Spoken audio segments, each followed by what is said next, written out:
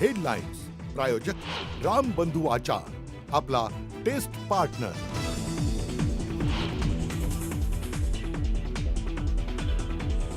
विधानसभा निवडणुकीआधी दोन माणसं भेटायला आली तेव्हा 160 जागा जिंकून देण्याची गॅरंटी देत होते नागपुरात शरद पवारांचा सर्वात मोठा गौप्यस्फोट।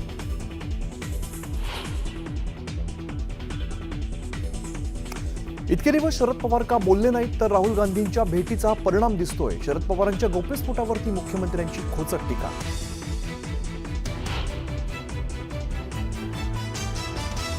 लाडक्या बहिणींमुळे आम्ही सत्तेत आलो, लाडक्या बहिणी सोबत होत्या म्हणून कोणी काही वाकडं करू शकलं नाही। रक्षाबंधनाच्या कार्यक्रमात मुख्यमंत्र्यांनी मानले लाडक्या बहिणींचे आभार।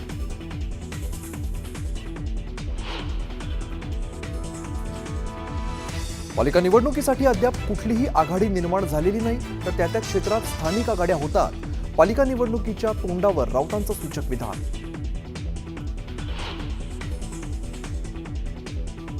मुंबई महापालिकेबाबत राज आणि उद्धव ठाकरे स्वतंत्र भूमिका घेण्यास समर्थ तर ठाकरे बंधू एकत्र येण्याबाबत इंडिया आघाडीत आक्षेप नाही, संजय राऊतांचं विधान।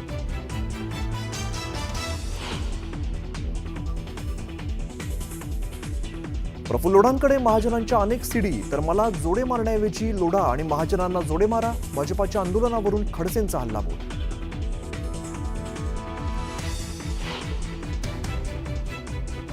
राहुल गांधींच्या आरोपांनंतर विखे पाटील आणि थोरात आमनेसामने। संगमनेर आणि शिर्डीत ही घोटाळा झाल्याचा थोरातांचा आरोप तर लोकसभेच्या जागा बोगस मतदानानं निवडून आल्या का, विखे पाटलांचा सवाल।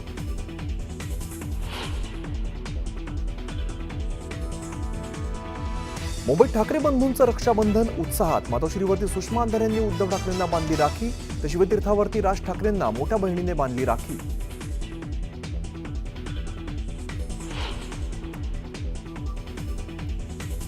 आणि पंतप्रधानांच्या निवासस्थानी रक्षाबंधनाचा उत्साह। पंतप्रधान नरेंद्र मोदींनी चिमुकल्या मुलींसोबत साजरा केला रक्षाबंधन।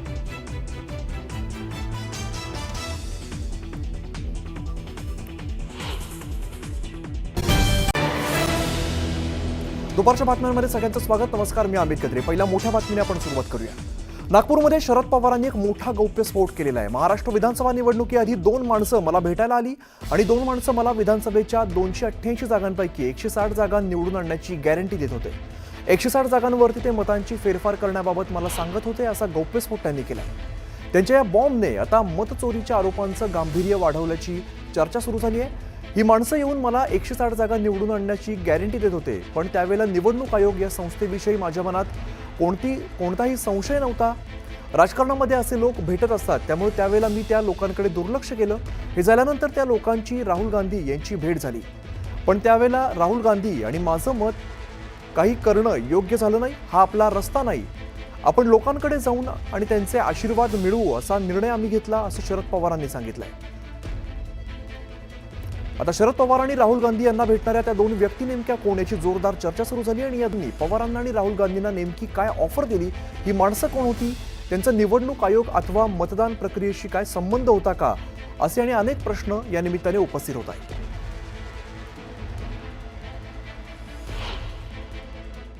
खरं सांगायचं म्हणजे याच्यामध्ये आम्ही लोकांनी हवं तसं लक्ष दिलं नाही।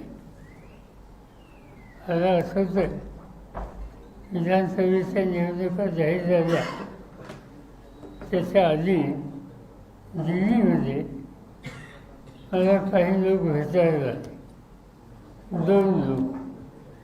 त्यांची नावं पत्ते हे आता माझ्याकडे नाही आहेत, पण मी त्याच्यात लक्ष दिलं नाही।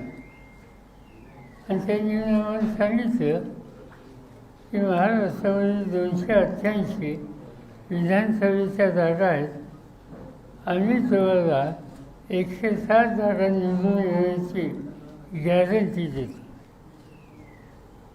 मला आश्चर्य वाटतं आणि स्पष्ट सांगायचं म्हणजे त्यांनी जरी सांगितलं गॅरंटीचं तरी निवडणूक आयोग या संस्थेच्या संबंधी माझ्या मनात काही शंकेची स्थिती नव्हती आणि म्हणून असे लोक भेटत असतात, म्हणून त्यांच्याकडे मी त्यावेळी दुर्लक्ष केलं।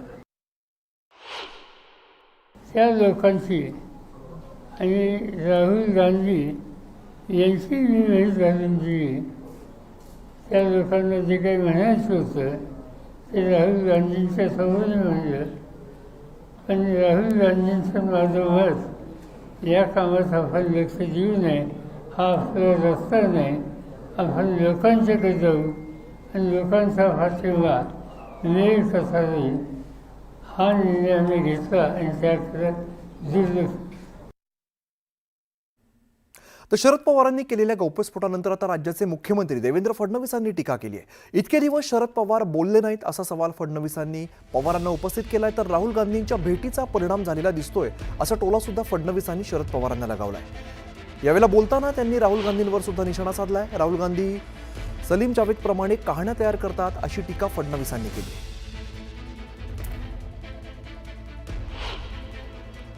इतक्या दिवसानंतर पवार साहेबांना राहुल गांधींना भेटल्यावरच ह्याची आठवण का आली? इतके दिवस ते बोलले नाहीत आणि आज अचानक बोलले. राहुल गांधी ज्याप्रमाणे सलीम जावेदच्या कहाण्या तयार करून त्यांच्या स्क्रिप्टवर त्या ठिकाणी रोज नवीन कपोलकल्पित कहाण्या सांगतायत, तशा प्रकारची अवस्था पवारसाहेबांची तर झाली नाही ना. आणि आता अचानक मला असं वाटतं की अशा प्रकारे जे काही पवारसाहेब बोलले आहेत, राहुल गांधींच्या भेटीचा परिणाम दिसतोय. दरम्यान मुख्यमंत्र्यांनी सगळ्या लाडक्या बहिणींना रक्षाबंधनाच्या शुभेच्छा दिल्यात आणि लाडक्या बहिणींमुळे सत्तेत आलो असं मुख्यमंत्री म्हणतात. राखीचा धागा बहिणीच्या प्रेमाचं प्रतीक आहे. लवकरच लाडक्या बहिणींचा निधी वाढवणार असं सुद्धा मुख्यमंत्री देवेंद्र फडणवीसांनी सांगितलंय.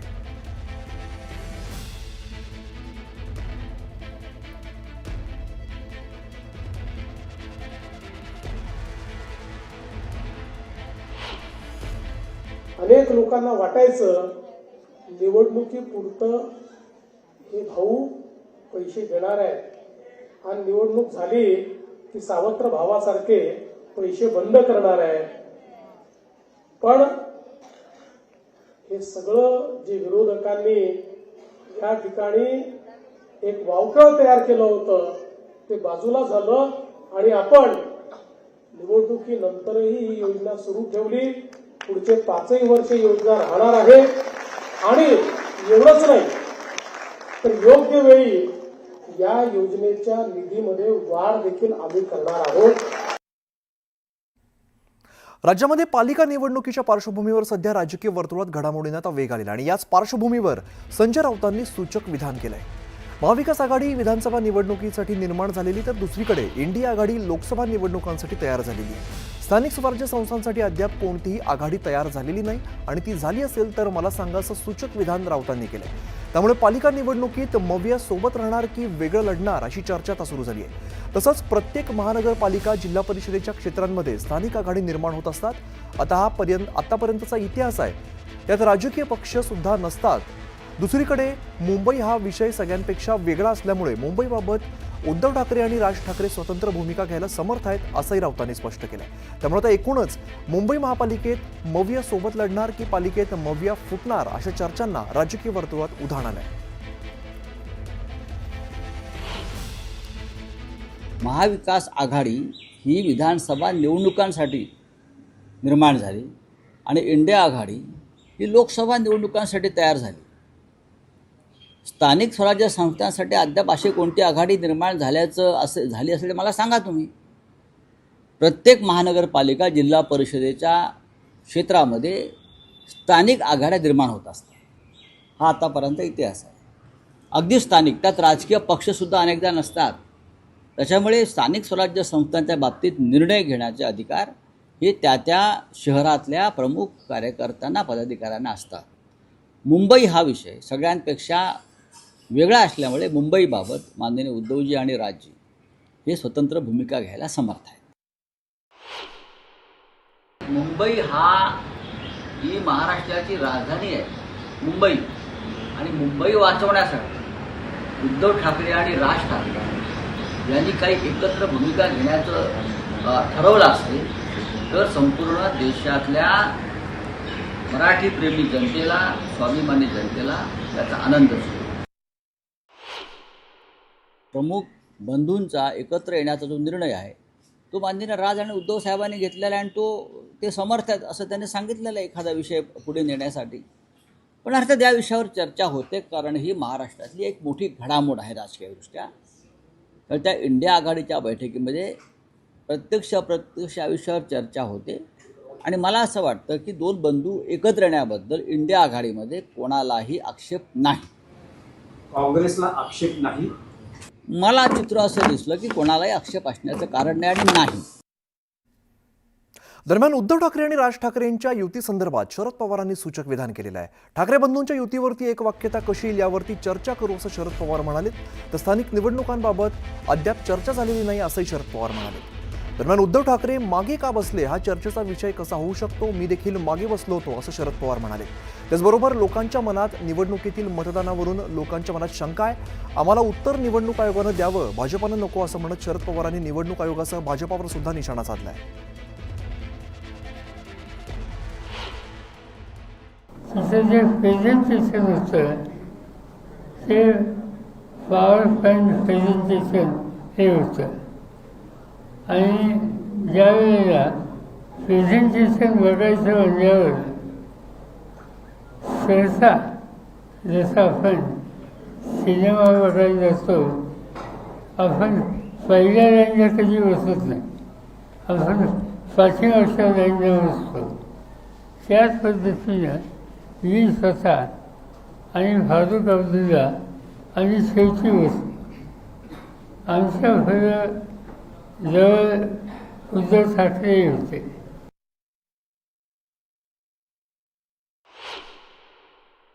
आक्षेप कुणाबद्दल नाही, आक्षेप मुख्यमंत्र्यांच्याबद्दल कोणी घेतला. आक्षेप घेतला आहे तर निवडणूक आयोगाचा.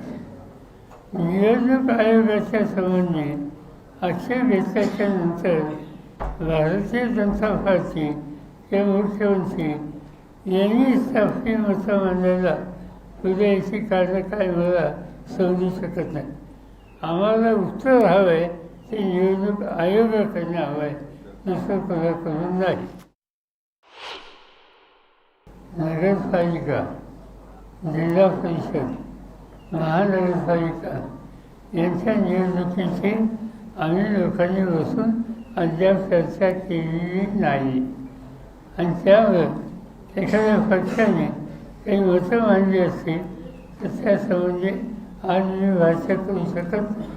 पण आम्ही बसून चर्चा करून एक वाक्याचा करता येईल का हे प्रयत्न करणार.